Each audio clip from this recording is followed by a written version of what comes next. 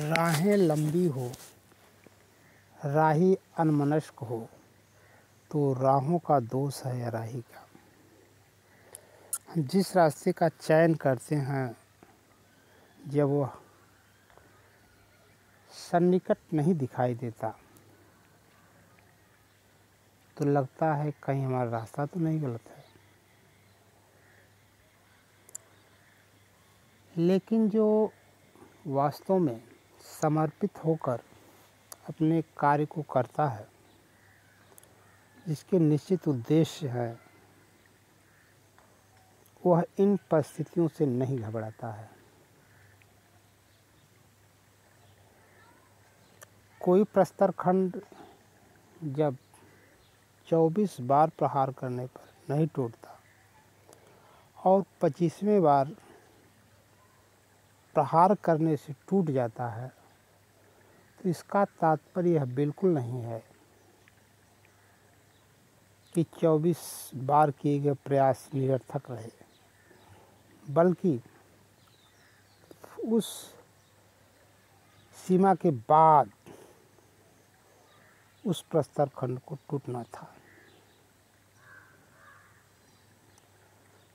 जिसकी दृढ़ इच्छा शक्ति मजबूत होती है,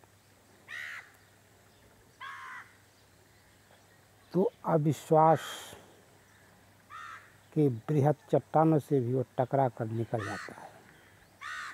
नमस्कार, मैं देवी कुशवाहा। हम संविधान को एक सहज सरल भाषा में आम जन के लिए जो हमारी प्रस्तुति है, वह समय के साथ कुछ अंतराल पर चलती रही है।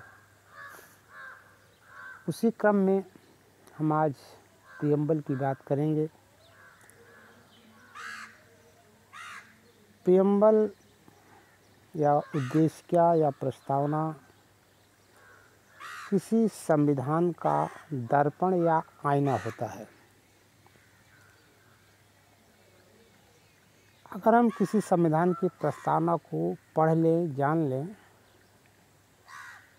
तो हमें इस बात का अंदाज़ा हो जाएगा, इस बात से हम वाकिफ हो जाएंगे कि संविधान की नीतियाँ क्या हैं, वहाँ की जनता को कौन कौन सी स्वतंत्रताएं दी गई हैं, इन सारी बात से अवगत हो जाता है।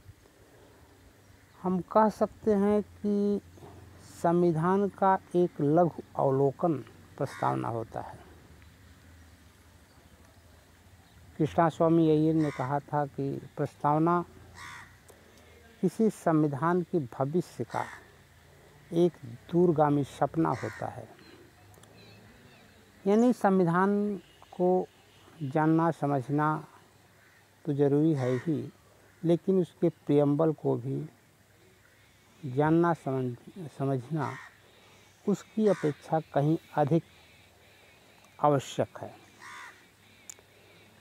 भारतीय संविधान की जो प्रस्तावना है, वह विद द पीपल, हम लोगों के साथ शुरू होती है। इसका मतलब यह है कि जो संविधान का स्रोत है, वह भारत की जनता है। विद द पीपल, हम भारत के लोग, इसी विषय को इंगित करता है या संबोधित करता है। इसके आगे जो भारत को लोकतंत्रात्मक, धर्मनिरपेक्ष, पंथनिरपेक्ष, समाजवादी एवं गणतंत्रात्मक शब्द का जो प्रयोग किया गया है, वह अलग अलग विषयों को इंगित करता है। लोकतंत्रात्मक का मतलब होता है जहाँ पर government of the people, for the people and by the people के माध्यम से चयनित की जाती है। संपूर्ण प्रभु संपन्न की जो शब्दावली है वह इस बात का घोतक है कि हम बाह्य एवं आंतरिक मामले में किसी देश के पराधीन नहीं है। हम अपनी नीतियों को, अपने नियमों को चलाने के लिए स्वतंत्र हैं। बाह्य रूप से कोई दबाव नहीं है। पंथ निरपेक्ष का मतलब यह है कि राज्य का कोई अपना धर्म नहीं है, बल्कि सभी धर्मों के प्रति वह समान भाव रखेगी। समाजवादी का मतलब है कि ऐसा समाज जिसमें सबको समान रूप से बढ़ने का अवसर मिले, उसे हम समाजवादी कहते हैं। गणतंत्र का मतलब होता है कि जहाँ का मुखिया, जहाँ का प्रधान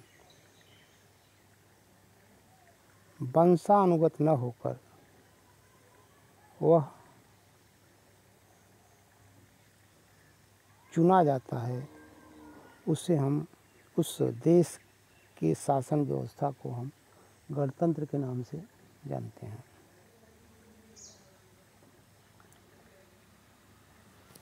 धन्यवाद। Thank you for this video.